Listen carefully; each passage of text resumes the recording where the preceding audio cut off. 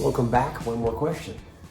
It says, I've always been told to record bass guitar direct, but lately I've been liking a mic'd up bass cabinet with a good player, of course.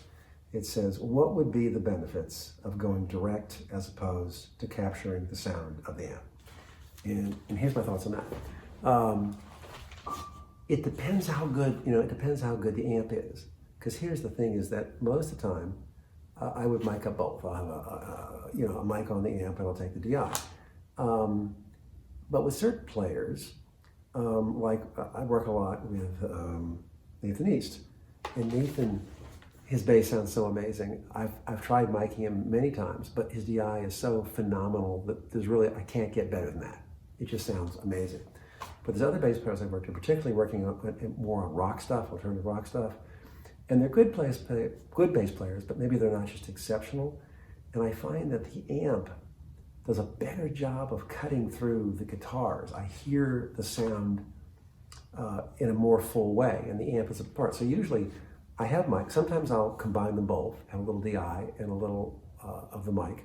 Because the interesting thing is that a lot of these bass amps really don't go very low. So sometimes I'll use the DI for the low bass. So what I might do is I'll take the DI and do one of two things. Either I'll crank up some 40 hertz or 30 hertz shelf on that, and then I'll tuck it in with the mic. Or I'll just filter it at 50 hertz so that basically nothing above 50 comes out of that DI. And when I do that, then I can add that DI in, and as you play lower and lower, the notes, it's sort of a crossover at the point I use where I filter it. And all of a sudden you've got this great low frequency extension, but you still have the sound of the amplifier. The other thing too is I always put the microphone as close to the speaker as I possibly can, so that when I do combine them, they're phase line. Because depending upon where the microphone is in relation to the speaker, most of the time it's not perfectly in phase. And of course, depending on the frequency, it may change. So even in Pro Tools, we can actually move the two signals closer together. But even then, it's hard to get them to be perfectly aligned. And sometimes it doesn't matter. Sometimes the two of them work perfectly together. Sometimes I'll use just the amp. Sometimes I use just the DI. Sometimes I use both. So my comment is,